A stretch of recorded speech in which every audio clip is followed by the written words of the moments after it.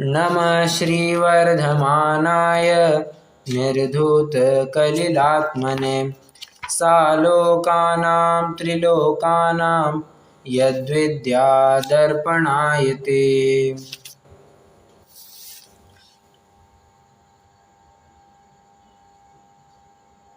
परिणाम का भय उसी को नहीं सताता है जो निश्चिंत होता है।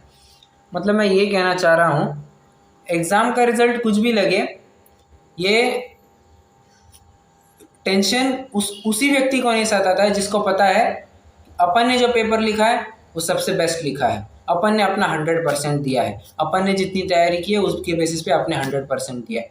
उसी व्यक्ति को रिज़ल्ट का डर नहीं लगता है। रिज़ल्ट का डर उसी को लगता है जिसकी तैयारी अधूरी रही होगी। बराबर है।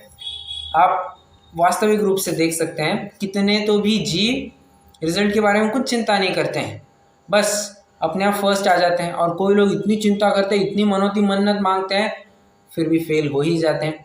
ये अगर थोड़ा फिल्मी उदाहरण भी देना चाहूँ तो 3 इडियट्स में आप देख सकते हैं, वो जो आमिर खान का पात्र है रैंचो, उसको रिजल्ट की कभी टेंशन होती है क्या? कभी टेंशन नहीं होती। क्यों? क्योंकि वो बोलता है कि मैं कंसेप्ट वाइज क्लियर होता हूँ, मुझे कभी रिजल्ट की टेंशन होती नहीं, क्योंकि रिजल्ट के पीछे मैं कभी भागता नहीं हूँ।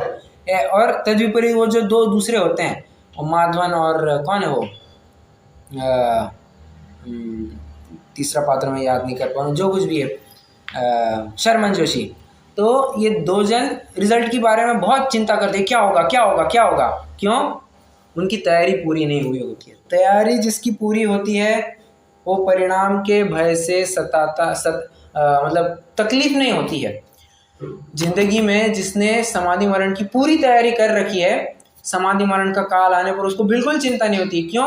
क्योंकि वो जानता है अपन ने पूरी जिंदगी तैयारी की है ना, अब अंतिम समय में आकर के अपन बिल्कुल भी नहीं चूक सकते हैं। अच्छा, जिसने अच्छे से तैयारी की होती है उसके लिए फिर एग्जाम चाहे टाइम पर हो, प्रीपोन हो जाए या पोस्टपोन हो जाए ना, उसको लेकर के कोई टेंशन होती है। क्यों? पेपर कभी भी लो, मैं तो वैसे ही तैयार हूँ। वैसे ही जो समाधि मरण के लिए तैयारी कर रहा जी होता है, वो तो कहता है मृत्यु जितनी मेरी अपेक्षा है, मतलब मान के चलिए मैं 70 साल जीऊँगा, 70 साल में आयु पूर्ण के मुझे संकेत मिलने लग गए, तब आ जाए, या मुझे लगा था कि मैं 70 साल जीऊँगा बट 60 ईयर्स की एज में मुझे लगने लग गया कि मैं जाऊँगा, या ऐसे लग रहा है कि मैं 10 साल और जी सकता हूँ, 80 तक जी सकता हूँ। किसी भी परिस्थिति में वो दिखता नहीं है, वो तो अपने न्यायात पथ प्रविचलंती पदम न धीर। जो धीर गंभीर पुरुष होते हैं, जो प्रिपेयर्ड होते हैं, उनको कभी भी फ्यूचर की दिक्कत नहीं होती है। Those who are prepared they do not care about future. क्यों? क्योंकि उनको पता है अपनी तैयारी जितनी हुई है उसके आगे और कुछ होने, और अपने जैसी तैयारी की है वो एकदम बेस्ट तैयारी है। संलेखना का प्रकरण चल रहा है। इस प्रकरण में संलेखना के पहले क्या क्या होना चाहिए। अच्छा, कभी भी किसी को बिल्डिंग कंस्ट्रक्ट करनी होती है तो क्या लगता है? एक एनओसी लगता है, नो ऑब्जेक्शन सर्टिफिकेट लगता है। जब तक नो ऑब्जेक्शन सर्टिफिकेट नहीं मिलता है तब तक बिल्डिंग कंस्ट्रक्ट कर सकता है क्या? नहीं कर सकता है। उसको गवर्नमेंट क्लियरेंस ही नहीं मिला है, बिल्डिंग काहे की कंस्ट्रक्ट करेगा।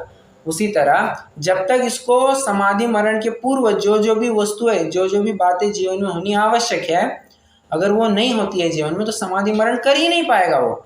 As simple as that. क्या क्या चीज़ों की आवश्यकता होती है, इन सब की चर्चा अपन कर चुके हैं। अब समाधि मरण में क्या करना चाहिए इसकी बात आ रही है। और कल तो अपन ने इसके ऊपर भी थोड़ी चर्चा की थी कि आलोचना किस प्रकार से करनी चाहिए। आलोचना पाठ कितने जनों ने पढ़ी है? आई होप सभी ने पढ़ी ही होगी।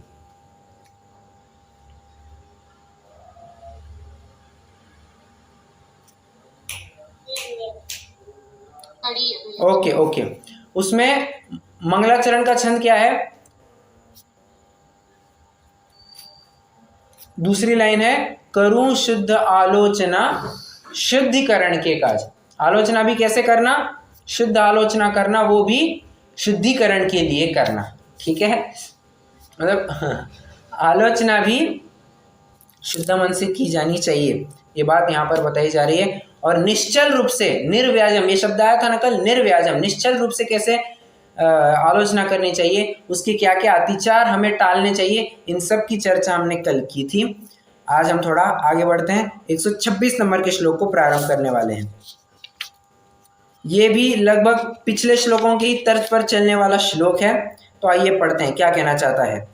शोकम भयमवसादम क्लेदम कालुष्यमरतिमपि हित्वा सत्वोत्साहमुदीर्य च मनः प्रसाद्यम श्रुतेरमृते। अब समाधि मरण के दौरान क्या करता है, इसकी बात चल रही है। शोक, भय, अवसाद, देखिए भयम महलन बाहर निकलेगा अवसादम, तो शोक, भय, अवसाद, क्लेद, कालुष्य, अरति, अरति, 5 बातें गई। शोक, भय, अवसाद, 6 बातें हो गई।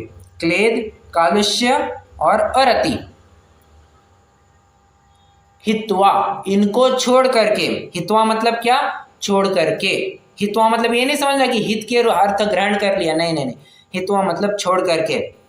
और सत्वोत्साह, उदीर्य, उदीर्य मतलब देखिए अपन कहते हैं ना सूर्य उदय हुआ, उदीर्य उदय हुआ मतलब प्रकट हुआ, उसी प्रकार क्या क्या प्रकट करना, तो धैर्य और उत्साह, सत्व उत्साह, धैर्य और उत्साह, धैर्य और उत्साह को प्रकट करके श्रुतेर अमृते, शास्त्र रूपी अमृत का पान करना। कैसे करना, मन प्रसाद्यम, मन को प्रसाद्यमान करके, प्रसाद्यमान मतलब अत्यंत आनंदित करके, प्रसन्न चित्त से। कल एक शब्द आया था ना, क्या शब्द आया था कल,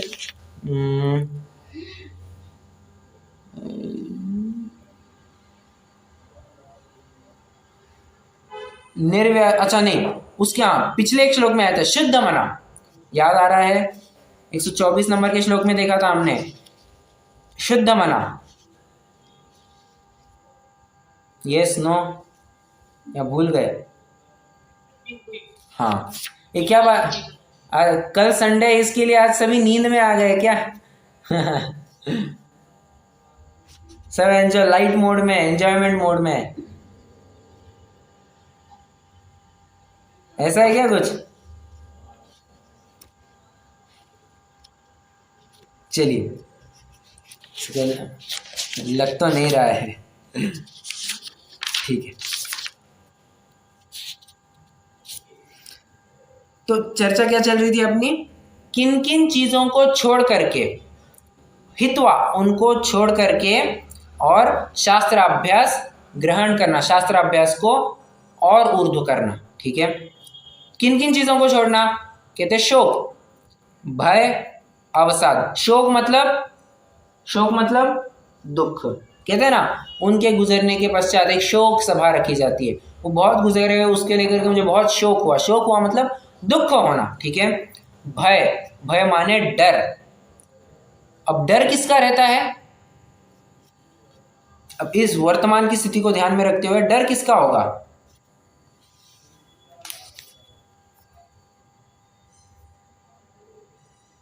शरीर भूख रहा है, सारे संयोग भूख रहे हैं। करेक्ट करेक्ट करेक्ट, मरण भय आ जाएगा यहाँ पे 7 सप्त भय में से।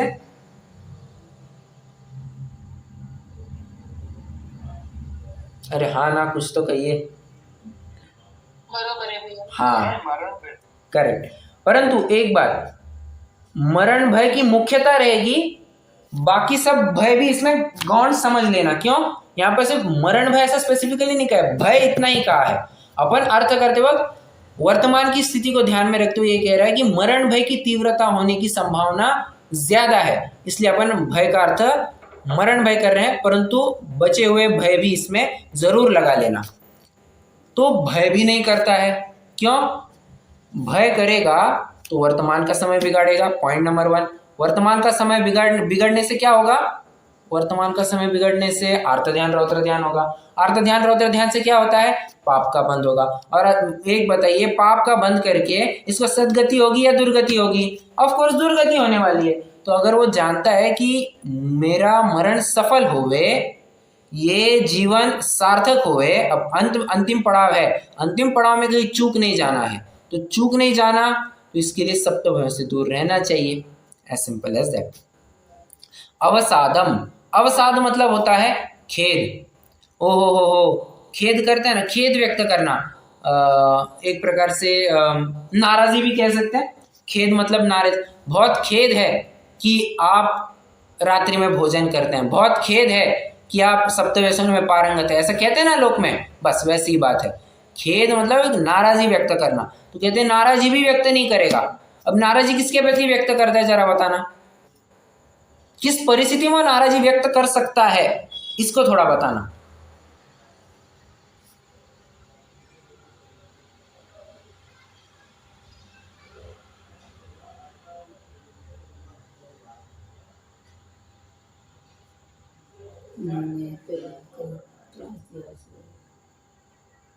ठीक है, अरे क्या बात है, उत्तर तो दीजिए, प्रयास कीजिए आप, पक्का, आप तो मुझे पक्का विश्वास है, सब संडे मोड में आने लग गए हैं।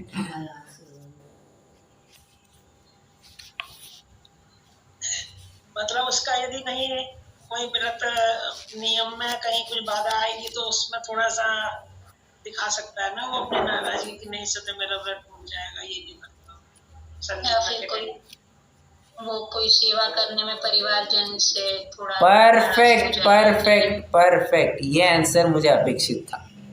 अरे होता है ना, समाधि में किसी ना किसी व्यक्ति को थोड़ी अपेक्षा बनी रहती है कि घर वाले थोड़ी सी सहायता करे, थोड़ी समाधि कराए, थोड़े पाठ पढ़ाए, हमारी सेवा शुश्रूषा करे।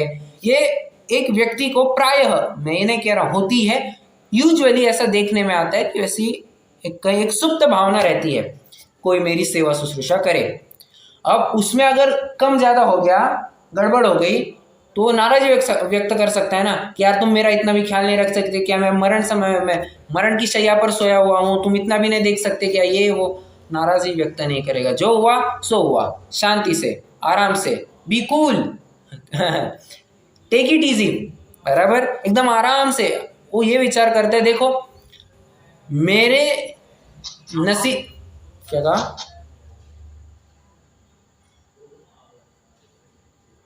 कुछ कहना है? नहीं, बस यही था कि ये तो आसन लेखन में ऐसी नाराजगी व्यक्त करना तो दोषी ही है कि दूसरों से अपेक्षा रखना। करेक्ट करेक्ट, तो रहती तो है लेकिन वो तो इसमें गलत हो जाएगा ना, कोई सलेखना लिया नहीं, कोई करेक्ट करेक्ट करेक्ट। अब इसमें एक बात समझने लायक है, मतलब बहुत विशेष बात है, और जो मैं कहने वाला हूँ उस कथन का सौंदर्य जरा विचार करना। बात ऐसी है कि जो समाधिस्थ जीव है, क्षपक है, उसने किसी से सेवा की अपेक्षा नहीं करनी चाहिए, पॉइंट नंबर 1, और घर वालों ने सेवा करने से चूकना नहीं चाहिए, पॉइंट नंबर 2। दुतरफी बात होती है, क्षपक ने अपेक्षा नहीं करना, परंतु इसका अर्थ ये नहीं बनता कि घर वाले सेवा करना बंद कर देवे। समझ रहे हैं क्या?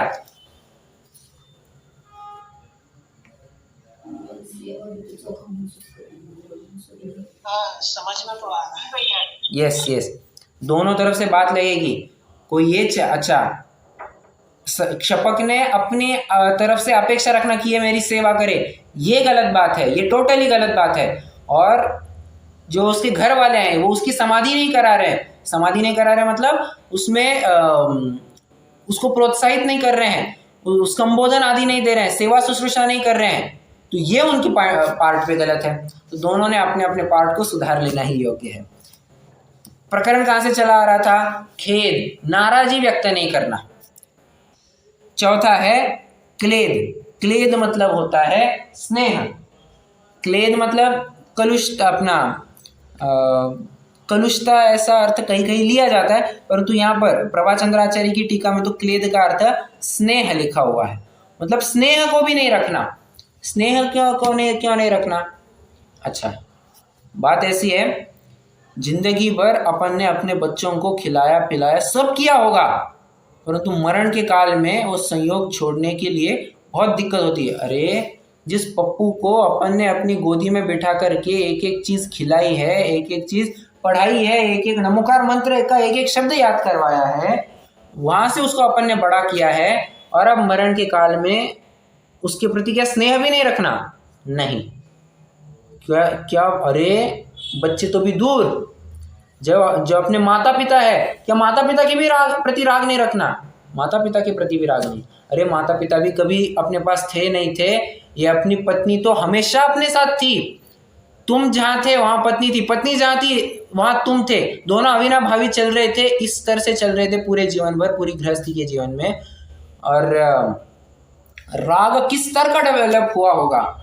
क्या पत्नी के प्रति भी राग नहीं रखना?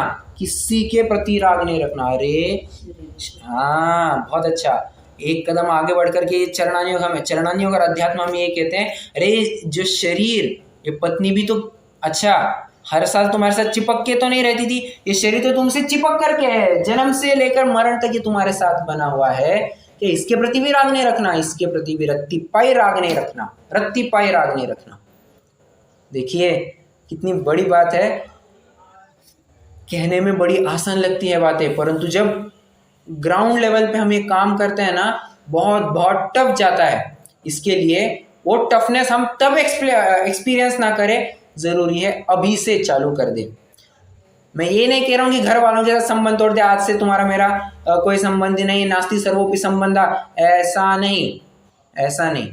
उनके प्रति का जितना हमारा मोह अटका हुआ था ना, उस मोह को ग्रेजुअली, मैं ये भी नहीं कह रहा हूँ कि पूरा खत्म कर दो, अगर कर सकते तो वेल एंड गुड, परंतु मैं समझता हूँ एक समाज की दृष्टि से या गृहस्थ जीवन में रहते हुए इतना संभव नहीं हो पाता है, तो ग्रेजुअली हमें अपने मोह को कम करते आना चाहिए। अगर इस समय में मोह को कम नहीं करेंगे, अगर हम उनको खड़े खड़े नहीं छोड़ते हैं, तो वो हमें आड़े आड़े छोड़ देंगे।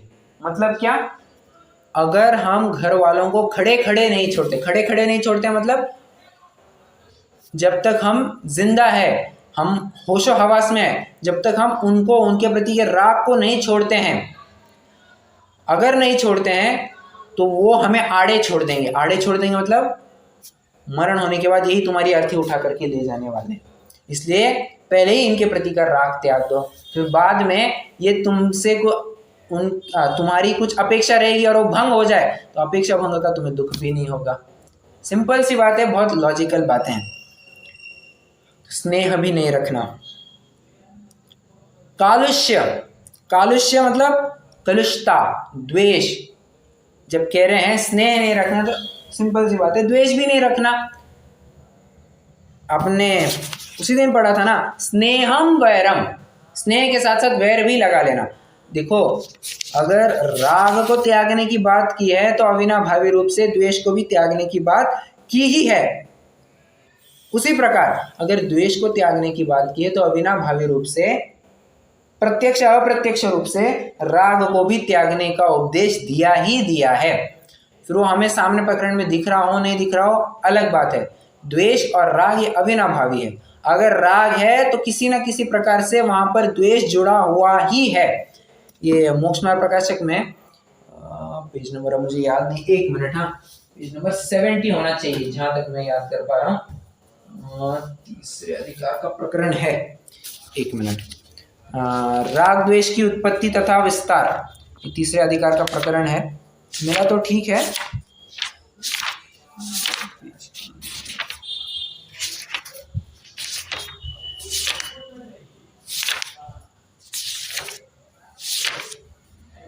नहीं, 70 पेज में तो 4 प्रकार की इच्छा है।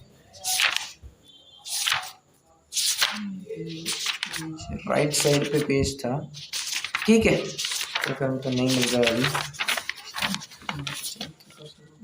91 है, 91, सॉरी, 91 के पेज नंबर पे एक अलग सा प्रकरण ही चालू हुआ है, राग द्वेष का विधान व विस्तार। ये इस पंक्ति का क्या अर्थ है जरा बताना। राग द्वेष का विधान व विस्तार।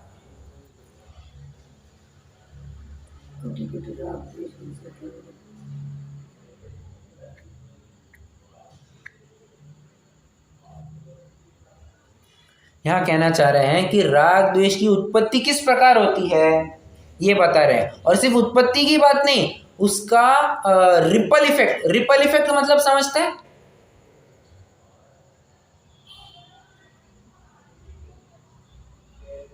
रिपल इफेक्ट समझते हैं सभी जन? ना भैया जी। क्या क्या? इफेक्ट होता है। करेक्ट करेक्ट है। जिस प्रकार, वैसे अर्थ सभी को पता है, बस उस शब्द के रूप में आपको पता नहीं होगा। एक क्या कहना चाहिए, एक तालाब है, तालाब में, हाँ प्रतिबिंब नहीं, एक तालाब है, तालाब के बीचों बीच आप एक कंकड़ डालिए तो क्या होता है, सर्कल सर्कल ऐसे आते हैं या नहीं आते हैं? उसी को कहते हैं रिपल तैयार होना, उसी को कहते हैं रिपल इफेक्ट। मतलब बीचों बीच आपने कुछ एक चीज डाली, उसका मल्टीपल टाइम्स आपको इफेक्ट देखने को मिल रहा है, इसी को रिपल कहते हैं। ठीक है, तो कह रहे हैं राग द्वेष सिर्फ डाला मतलब उत्पन्न हुआ वहीं तक सीमित नहीं रहता है, उसका रिपल इफेक्ट कैसे जाता है, उसका मल्टीपल टाइम्स आपको इफेक्ट कैसे देखने मिलता है, इसकी भी बात समझनी चाहिए।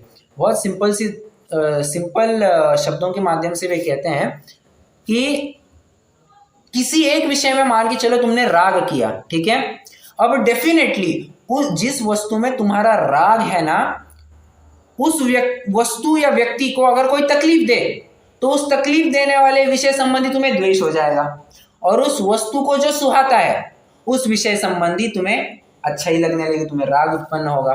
अच्छा, जो उस वस्तु को अच्छा करता है, ठीक है, मान के चलिए हमें हमारे बच्चे को क्या कहना चाहिए, आम बहुत पसंद है, ठीक है, तो आम पसंद है, अब बेटे के प्रति है राग, तो बेटे को क्या पसंद है, आम, तो आम के प्रति क्या हो जाएगा, राग हो जाएगा। बेटे के प्रति राग है, बेटे को आम पसंद है इसलिए आम के प्रति भी राग। अच्छा, आम हमें अच्छे अच्छे कौन ला करके देता है, बागवान ला करके देता है, तो बागवान के प्रति भी क्या हो जाएगा, राग। मतलब एक चेन चालू हो जाती है, एक व्यक्ति में या एक वस्तु में हमने राग उत्पन्न किया तो उसी समय में उस संबंधी राग और द्वेष चालू हो जाता है, और ये पूरी चेन, ये अनलिमिटेड चेन है, आप चाहे उतना विस्तार कर सकते हैं, चाहे उतना। उसी प्रकार द्वेष का भी लगाना, मान के चलिए हाँ, अपने बच्चे को करेले की सब्जी नहीं पसंद आती है, होता है किसी किसी का, तो करेले की सब्जी नहीं पसंद आती है, हमें क्या हो जाएगा, करेले के प्रति द्वेष हो जाएगा, बराबर है। हमें क्या है, हमारे बच्चे के प्रति राग है, बच्चे को करेला पसंद नहीं है इसलिए करेले के प्रति क्या हो गया, द्वेष हो गया। अच्छा, करेला कौन ला करके देता है, सब्जी वाला देता है, तो सब्जी वाले के प्रति भी क्या हो गया, द्वेष हो गया। एक उदाहरण दे रहा हूं मैं, ऐसा प्रायः पाया जाता है। अच्छा, और थोड़े एक उदाहरण,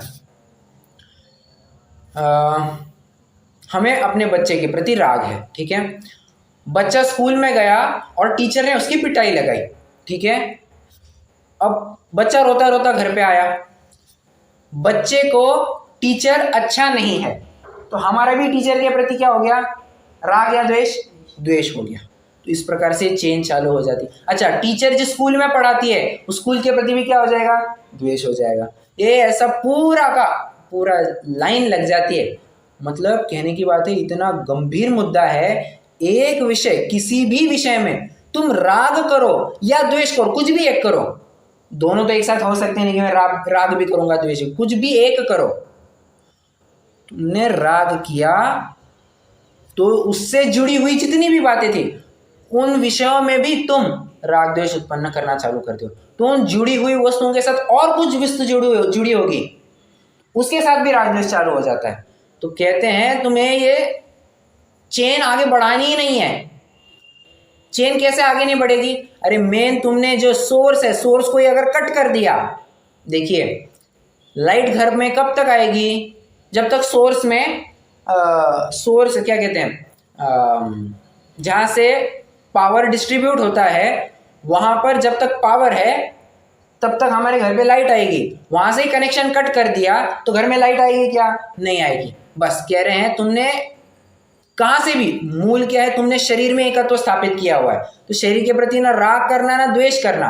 अगर शरीर के प्रति राग द्वेष नहीं करोगे तो शरीर के संबंधी जो कुछ भी अच्छी बुरी बातें हैं, उन अच्छी बुरी बातों में भी तुम्हें राग द्वेष नहीं होगा। कितने जन समझ रहे हैं मैं क्या कहना चाह रहा हूं?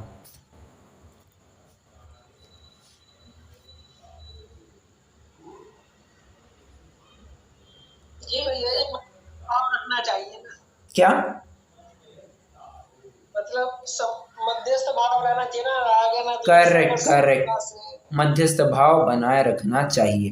मैंने कल श्लोक भी सुनाया था ना, माध्यस्थोयम भवाम्यहम, मैं कैसा हो, मैं हूँ मध्यस्थ भाव वाला। ठीक है, मोक्ष मार्ग प्रकाशक होगा आपके पास तो फटाफट ले लीजिए, मैं आपको एक प्रकरण पढ़ करके ही दिखाता हूँ।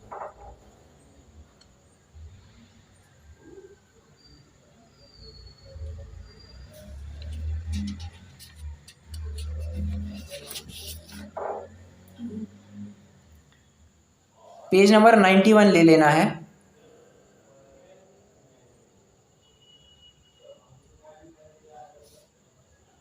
देखिए, राग द्वेष का विधान व विस्तार, पहले ही लाइन से पढ़ना चालू करते हैं। अब इस जीव के राग द्वेष होते हैं, उसका विधान और विस्तार बतलाते हैं। प्रथम तो इस जीव को पर्याय में अहम बुद्धि है, सो अपने को और शरीर को एक जानकर प्रवर्तता है। तथा अब मेन बात चालू हो रही, तथा इस शरीर में अपने को सुहाए ऐसी इष्ट अवस्था होती है, उसमें राग करता है।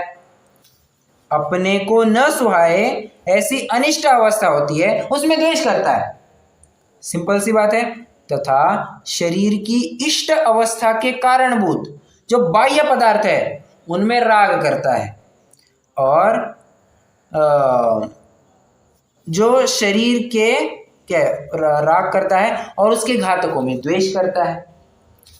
तथा शरीर की इष्ट अवस्था के क्या है, तथा शरीर की अनिष्ट अवस्था के कारणभूत बाह्य पदार्थों में तो द्वेष करता है और उनके घातकों में राग करता है।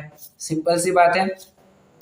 मतलब यहाँ आप चाहे तो ना राग को प्लस लिख सकते हैं, द्वेष को माइनस लिख सकते हैं।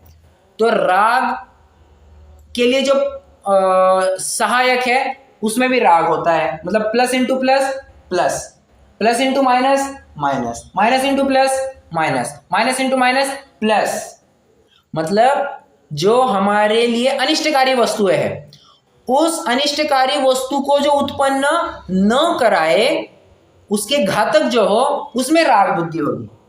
मतलब दुश्मन का दुश्मन वो हमारा मित्र, इस प्रकार की बात है।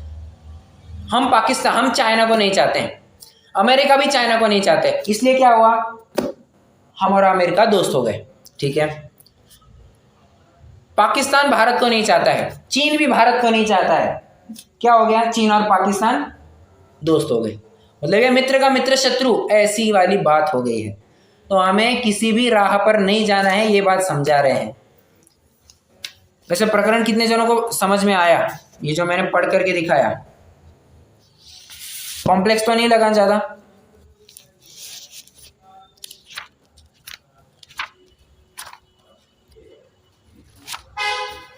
कल्पना जी कल्पना जी कहेंगे आप मुझे ही पकड़ते हैं रोज। हाँ बोलिए सर। नहीं, आपको समझ में आया क्या मैंने जो समझाया अभी? एक्चुअली नहीं सर।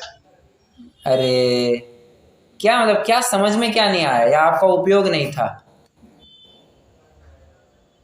हाँ उपयोग नहीं था सर। ओके, अब फोकस करने की कोशिश कीजिए। अब आपका उपयोग नहीं था, इसके लिए मुझे थोड़ा कठोर तो ज़रूर होना पड़ेगा। मैं आपको एक प्रकरण फिर से तो नहीं बता सकता, बट डेफिनेटली ये रिकॉर्डिंग आप बाद में सुन सकते हैं। बट अभी के लिए अब आगे का जो प्रकरण आएगा आप डेफिनेटली उसको ज़रा ध्यान से सुनिए, ठीक है? अच्छा, बाकियों को समझ में आया? Yes sir.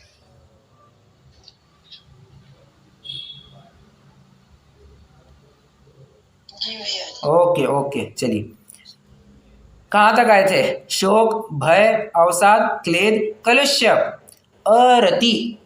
अरति माने नहीं चाहना, अप्रीति, अप्रीति नहीं चाहने वाली बात, ठीक है?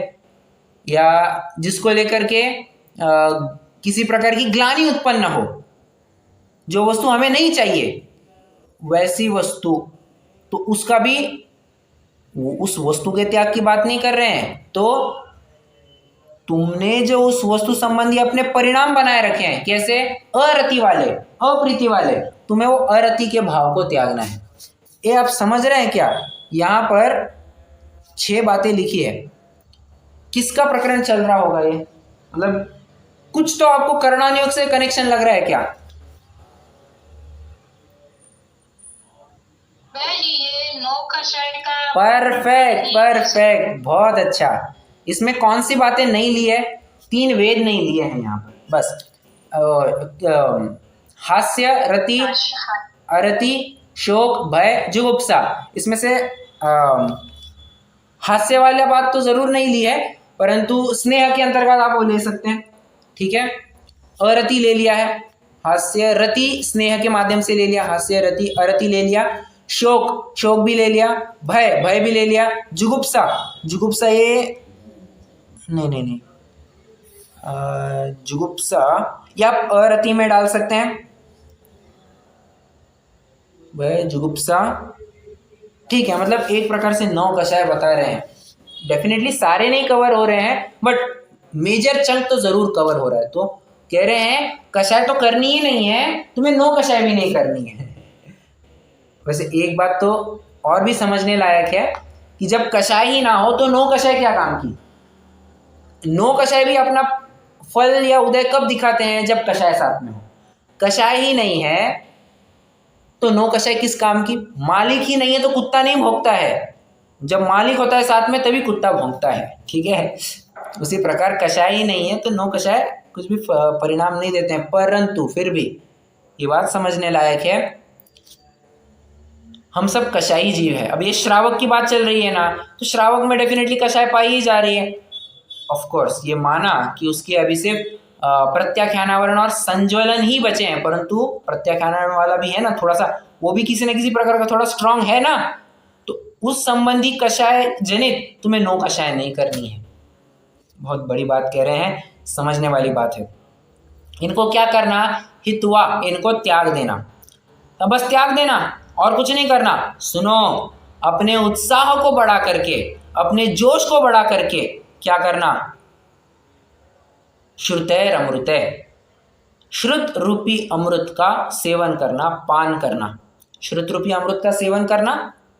देखिए अब इसकी हालत ऐसी हो गई है, समाधिस्थ जीव है, इसकी आंख नहीं खुल रही है, इसको अभी कुछ कहा नहीं जा रहा है, तो स्वाध्याय कराने से तो रहा, पॉइंट नंबर 1। स्वाध्याय पढ़ने से रहा, आंख काम नहीं दे रही है, सुन जरूर सकता है।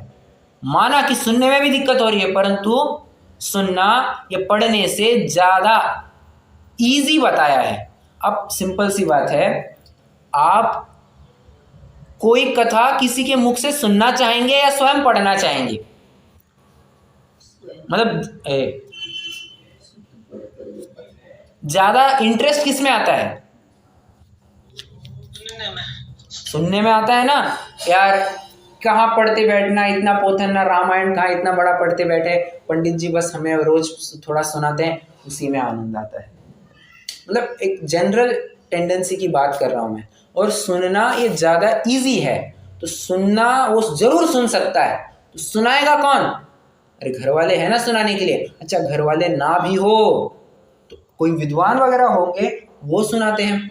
अच्छा कोई विद्वान भी ना हो तो अरे स्वयं को सुनाएगा। बोल तो नहीं सकता है, अरे बोल नहीं सकता है तो क्या, अंतर चेतना तो जागृत है ना, अंतर चेतना के माध्यम से वो स्वयं को सुना रहा है।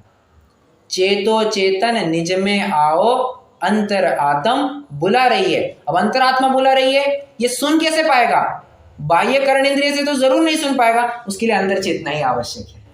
कितने जन समझ रहे? अंतर चेतना, ये अंदर की जो जागृति है, ये बहुत बहुत बहुत आवश्यक है। व्यक्ति कुछ बोल नहीं पा रहा है, सुन नहीं पा रहा है, चल नहीं पा रहा है, खा नहीं पा रहा है, पी नहीं पा रहा है, कुछ नहीं कर पा रहा है, परंतु उसकी चेतना जागृत है, सब कुछ कर सकता है, वो सब कुछ कर सकता है। अरे सबसे बड़ी बात तो स्वयं स्व संबोधन कर सकता है, कोई और संबोधन करे इसके लिए उसको कोई आवश्यकता नहीं है। कोई सुना है तो बहुत अच्छा, नहीं सुना है तो स्वयं ही स्वयं को सुनाएगा। अच्छा स्वयं ही स्वयं को कैसे सुना सकता है? स्वयं को जिस प्रकार वो अन्यों को संबोधित करता था, अब स्वयं को संबोधित करेगा। वक्ता भी वही, श्रोता भी वही। कितनी सिंपल बात। देखिए कहने को लगता है कि यार ये क्या पागलपंती चल रही है, वक्ता भी वही श्रोता भी वही, परंतु देखिए ऐसा पागल हुए बिना अपना मोक्ष मार्ग प्रशस्त नहीं होता है। जब तक स्वयं को नहीं समझाते हैं ना, हम दूसरों को समझाने के काबिल या पात्र हो ही नहीं सकते हैं। कोई वस्तु हमें स्वयं को पसंद नहीं आई है, हम दूसरों को और कैसे दे सकते हैं? हमें आम पसंद नहीं आए हैं, कोई एक फलाने आम हमें पसंद नहीं है, हम दूसरों को कैसे दे सकते हैं? हाँ देते हैं, वो कोई अलग बात होती है, हाँ वो कुछ अलग ही उनका जोश होता है। तो कहने की बात इतनी है, पहले वो स्वयं को समझाएगा, ठीक है। अब इस संदर्भ में जो श्रुते और अमृत है ना, इस संदर्भ में मैं आपको कुछ थोड़ी सी बात बताना चाहूँगा। एक रियल लाइफ एग्जाम्पल है। कुछ काल पहले कौन थे वे? चैन सुखदास जी। चैन सुखदास जी, ये चैन सुखदास जी किसके काल के हैं बता सकते हैं आप? किसी को पता हो तो, नहीं पता है कोई दिक्कत नहीं, कोई दिक्कत नहीं।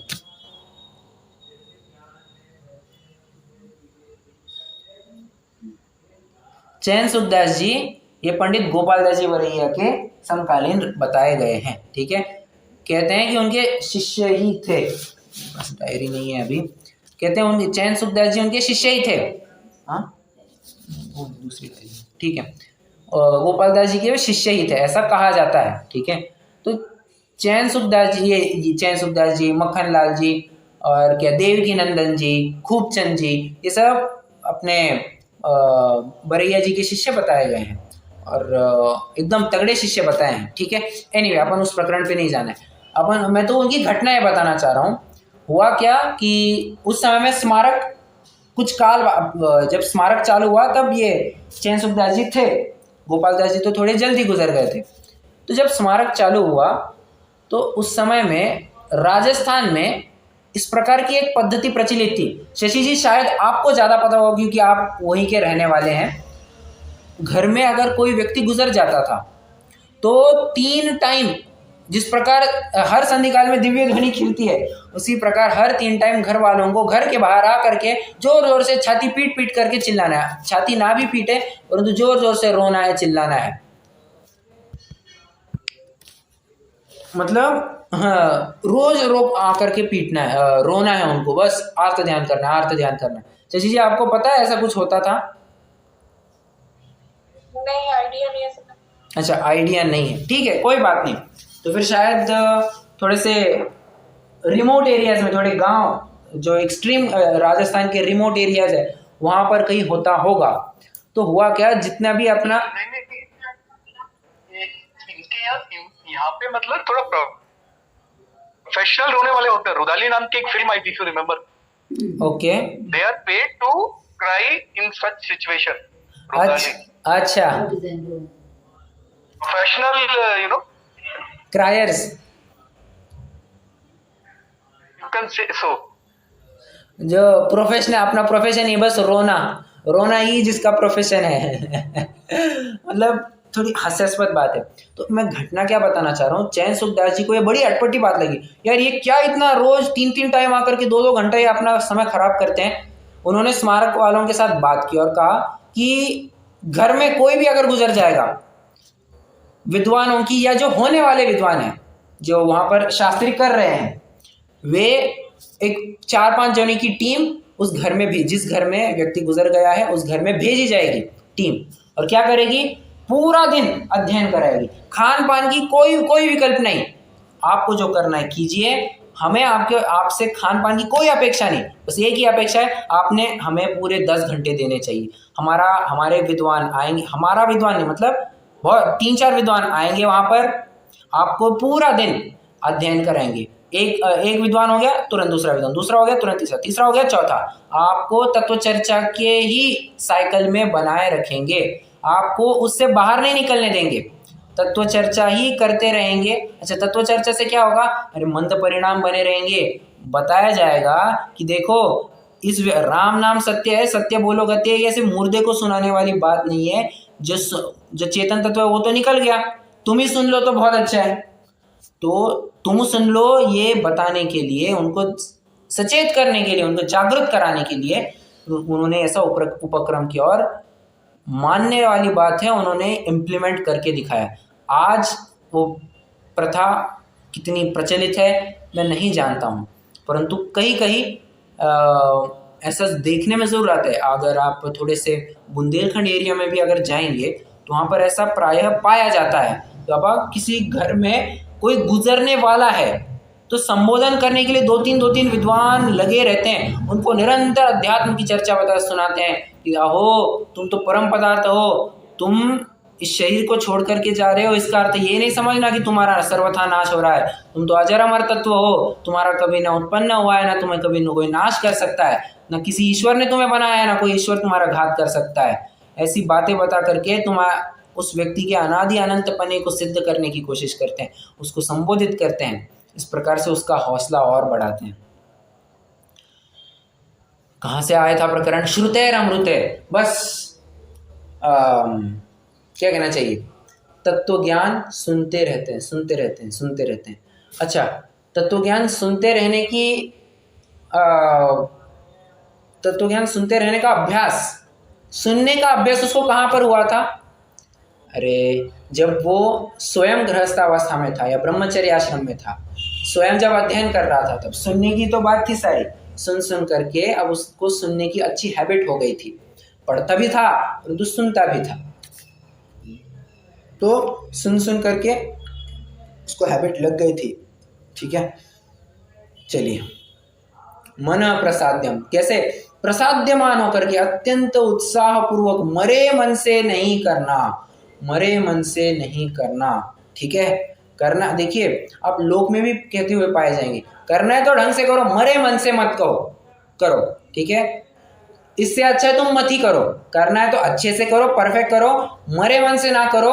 और अगर मरे मन से ना करने वाले हो, अच्छा है तुम काम ही मत करो। कहते हैं नहीं कहते हैं, हर जगह पर ये बात कही जाती है। तो जब समाधि मरण जैसे उच्चतम कार्य की हम सिद्धि कर रहे हैं, उसका प्रयास कर रहे हैं, उसकी आराधना कर रहे हैं, उसकी साधना कर रहे हैं, तो ऐसे महान कार्य के लिए हम कैसे हम आलस्य भरे हो सकते हैं? इतने बड़े कार्य में हम आलस कभी भी नहीं रख सकते। हमें आलस को झटक करके, आलस को हटा करके अपने लक्ष्य की तरफ बढ़ना चाहिए। ओ छड़ाला की जरा लाइनें बताना, अंतिम ढाल की। इमि जानी आलस हानि साहस ठानी यह सिख आदरो। क्या सिख आदरो? जब लौ न रोग जरा गहे, तब लौ झटिति निज हित करो। झटिति एकदम जल्द से जल्द काम करना। और जो पहली लाइन बताया ना कि इमि जानी आलस हानि साहस ठानी यह सिख आदरो। साहस को अपना, अब साहस यहाँ पर शब्द आया था, ये उत्साह सत्व, ये साहस के लिए ही पर्यायवाची है। हाँ, यहाँ पर भी एक प्रकार से आप देख पा रहे होंगे, प्रेरणा ही दे रहे हैं समाधि में क्या करना चाहिए, क्या नहीं करना चाहिए, इसी की बात यहाँ पर आ रही है। इस श्लोक में अगर आपको कोई शंका हो, प्रश्न हो, आप पूछ सकते हैं। नहीं तो कल से अपना थोड़ा सा टॉपिक चेंज होने वाला है। अब प्रॉपर समाधि मरण के दौरान क्या करना चाहिए, इसकी चर्चा खान पान की चर्चा के माध्यम से शुरू करने वाले हैं। तो कल की कक्षा तो बिल्कुल भी मिस मत करना। संडे हो, हाँ एक बात मैं बहुत देख रहा हूँ कि संडे के दिन बहुत कम लोग आते हैं। ऐसा क्यों रे बाबा? हाँ, संडे के दिन भी देखिए, आपको भी पता है, मैं 40 मिनट 45 मिनट, कभी एकदम एक्सट्रीम केस में 1 घंटे तक जाता है अपना, 1 घंटे के आसपास जाता है, वरना मैं यूजुअली 40 मैक्स 50 मिनट के अंतर्गत पूरा रैपअप करवा लेता हूँ। 40-50 मिनट डेफिनेटली आई थिंक हम सभी जन स्पेयर कर ही सकते हैं। तो संडे के दिन तो आप ज़रूर आया कीजिएगा, ठीक है? क्योंकि संडे के दिन प्रायः ऐसे मेरे भी देखने में आया कि एक थोड़ा स्पेशल टॉपिक चलता है, तो स्पेशल टॉपिक को समझने के लिए हम थोड़ा संडे का दिन ज़रूर रिजर्व रखें। चलिए, जिनवाणी स्तुति।